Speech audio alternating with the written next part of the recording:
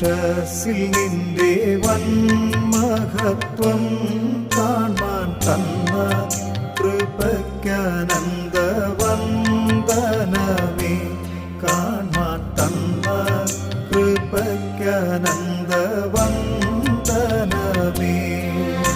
ഇപ്പോൾ നാം ശ്രവിച്ചുകൊണ്ടിരിക്കുന്നത് morning voice എന്ന ആത്മീയ ശുശ്രൂഷയാണ്. ഇന്ന് രൂത്തിന്റെ പുസ്തകത്തിൽ നിന്നും കർത്താവിന്റെ ദാസൻ കുഞ്ഞുമോൻ തോട്ടപ്പള്ളി ധ്യാനചിന്തകൾ പങ്കുവയ്ക്കുന്നു. ദൈവനാമത്തിന് മഹത്വമുണ്ടാകട്ടെ. രൂത്തിന്റെ പുസ്തകം 1-ാം അധ്യായത്തിൻ്റെ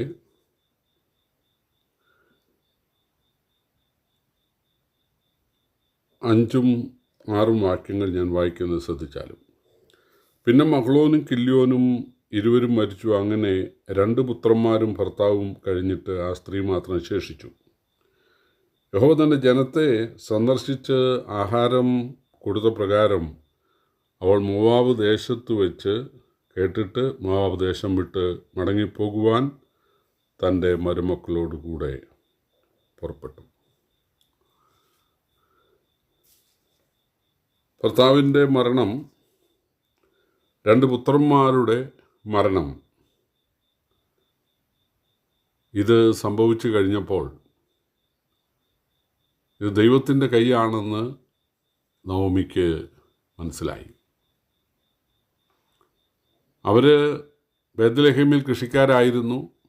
അവർക്കവിടെ വയലുണ്ടായിരുന്നു. വരൾച്ച ഉണ്ടായ സമയത്ത് അവർ മോവാബിൽ മഴയുണ്ട്, നല്ല കാലാവസ്ഥയാണ്, അവിടെ കൃഷി ചെയ്ത് സമ്പന്നരാകാം എന്ന് വിചാരിച്ചാണ് മോവാബിലേക്ക് പോകുന്നത്. വാസ്തവത്തിൽ അവർ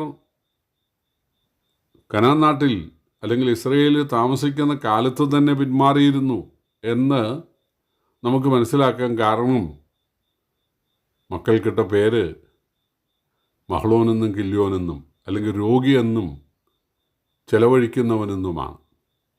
അവരുടെ മാതാപിതാക്കൾ ഇട്ട പേര് എലിമേലേക്ക് എന്ന് പറഞ്ഞാൽ ദൈവം എൻ്റെ രാജാവെന്നാണ്.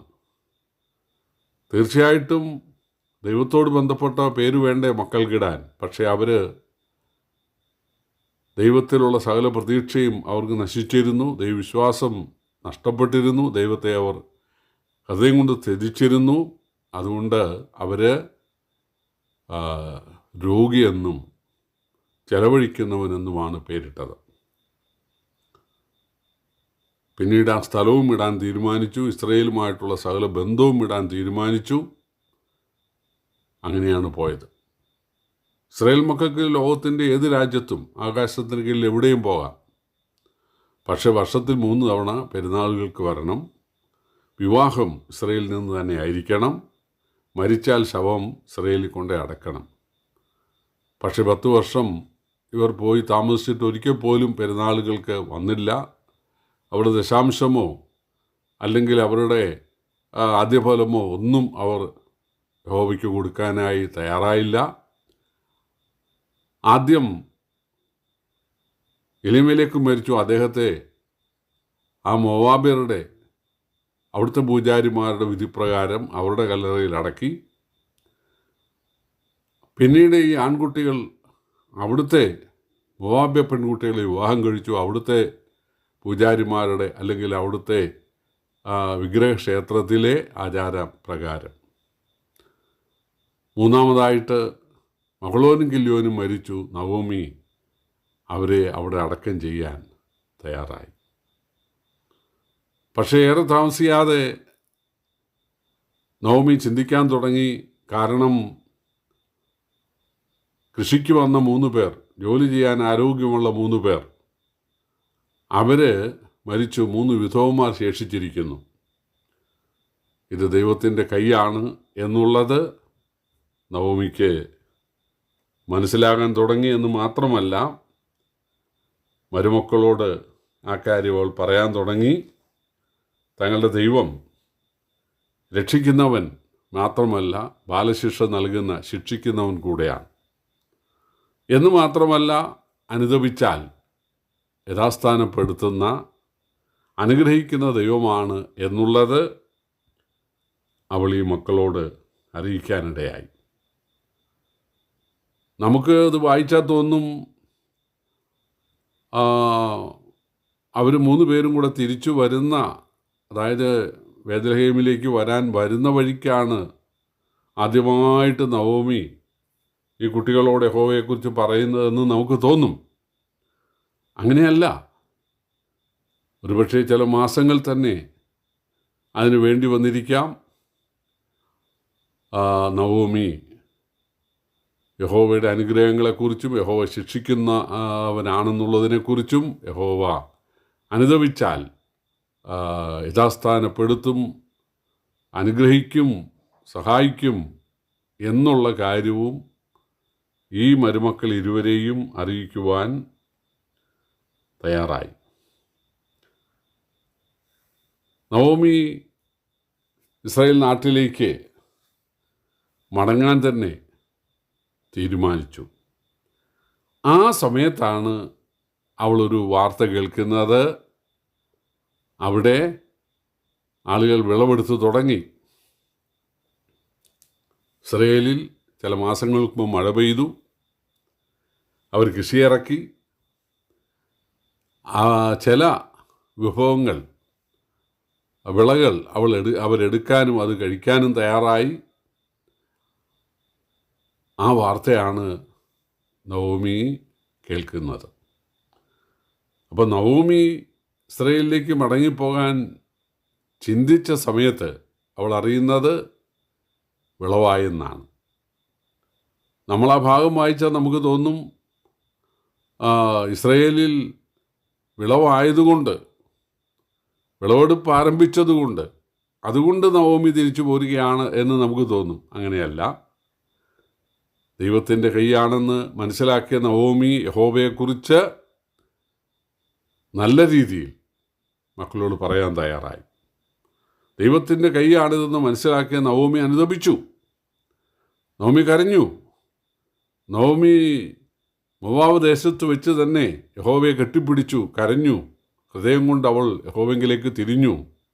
ഇപ്പം ശരീരം കൊണ്ട് അല്ലെങ്കിൽ ദേശം കൊണ്ട് മോവാബിനെ വിടുവാനും ഇസ്രായേലിലേക്ക് പോകാനും അവർ തയ്യാറായിരുന്നു. ഞാനൊരു കാര്യം പറയട്ടെ. ഇസ്രായേലിൽ മഴ പെയ്തില്ലായിരുന്നെങ്കിലും, ആരും കൃഷി ഇറക്കിയില്ലായിരുന്നെങ്കിലും, ആരും വിളവെടുത്തില്ലായിരുന്നെങ്കിലും നവോമി മടങ്ങി വരുമായിരുന്നു. കാരണം നവോമി ദൈവത്തിങ്കിലേക്കാണ് മടങ്ങി വന്നത്. തൻ്റെ ബന്ധുക്കൾ തന്നെ നോക്കിക്കോളും എന്നൊന്നും പറഞ്ഞല്ല. അവൾ ദൈവത്തിങ്കിലേക്ക് മടങ്ങി വരികയായിരുന്നു. അവൾ പിന്നീട് പറയുന്നത് മുഴുവൻ ദൈവത്തിൻ്റെ വാക്കുകളാണ്. സർവശക്തനെന്നും യഹോവയെന്നും അത്യുന്നതനെന്നും ഒക്കെയുള്ള വീണ്ടെടുപ്പുകാരനെന്നും അങ്ങനെയൊക്കെയുള്ള ദൈവത്തിൻ്റെ പേരുകൾ, അപദാനങ്ങൾ ആണ് ഈ നവോമി സദാ ഉരുവിടുന്നത്. നവോമി മരുമക്കളോട് യഹോവയുടെ മഹത്വം പറഞ്ഞു. യഹോവ സൃഷ്ടാവും രക്ഷിതാവും പരിപാലകനുമായ ദൈവമാണ്. നാം അവനെ വിട്ടാൽ അവൻ ശിക്ഷിക്കും. ശിക്ഷിക്കാൻ അധികാരമുള്ള സത്യദൈവമാണ് യഹോവ.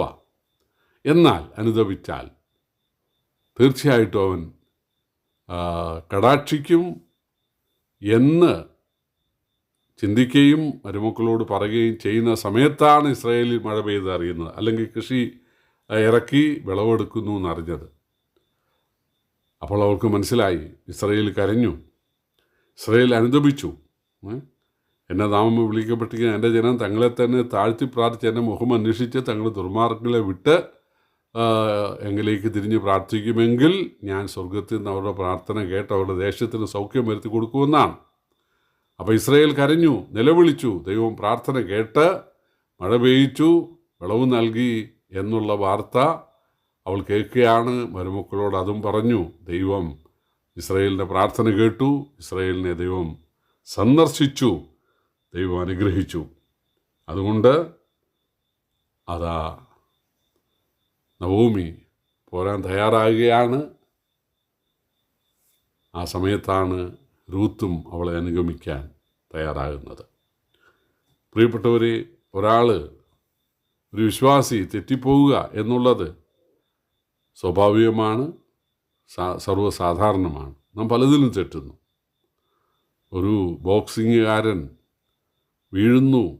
കളത്തിൽ വീഴുന്നു എന്നുള്ളത് അതൊരു തെറ്റല്ല.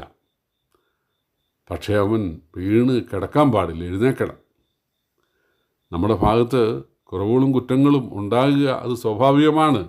പക്ഷേ നമ്മൾ എഴുന്നേക്കണം, മടങ്ങി വരണം, അനുതപിക്കണം, കരയണം. അങ്ങനെ കരയുന്ന ആളുകൾ എന്തു ചെയ്യും? ദൈവത്തെ സ്നേഹിക്കുകയും ദൈവത്തെക്കുറിച്ച് മറ്റുള്ളവരോട് സാക്ഷിക്കുകയും ചെയ്യും. അതാണ് നവമിയിൽ നമുക്ക് കാണാൻ സാധിക്കുന്നത്. അതിനാൽ വലിയ അനുഗ്രഹം ആ കുടുംബത്തിലുണ്ടായി. കർത്താവ് നമ്മെ സഹായിക്കട്ടെ. നമ്മെ തന്നെ ശോധന ചെയ്ത് എവിടെയൊക്കെയാണ് നമ്മൾ തെറ്റിപ്പോയത് എന്ന് മനസ്സിലാക്കി മടങ്ങി വരുവാൻ ദൈവം നമ്മയും സഹായിക്കട്ടെ. കർത്താവിൻ്റെ വലിയ നാമം വാഴ്ത്തപ്പെടുമാറാകട്ടെ.